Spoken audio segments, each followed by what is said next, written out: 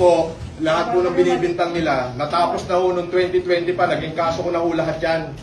At na-acquit ho ko dyan. Ngayon ho, yung laban namin ni Makagago, ako ho ang unang nagsampa ng kaso sa kanya. Oho, ako ho unang nagsampa, ako unang nawarrant. So, ang just fixation lang, kung ipahiya niyo ako sa buong Pilipinas, grabe, para akong pumatay. Yung sinasabi niya marami ko inistapa, 2020 pala, ang dami na nagsasabi niya, wala naman nagkatotoo, kahit isa. Tapos papahiyain niyo ako, national TV, ng ganito, na keso ako daw ay nagmura kay ganito. Merong dahilan ho yun kung bakit ako nakapagsalita ng hindi maganda sa isang general. Iyak! Tanga ka! Iyak! Wala, pero nung dahilan yun. Pero ang totoo ho yan, ang justification lang, ipinahiya niyo ang buong Pilipinas na ganito, grabe. Mas mabigat yung kinaso ko sa'yo, hintay mo warrant mo. Deserve mo yan, deserve. Baho mo. Buti nga sa'yo!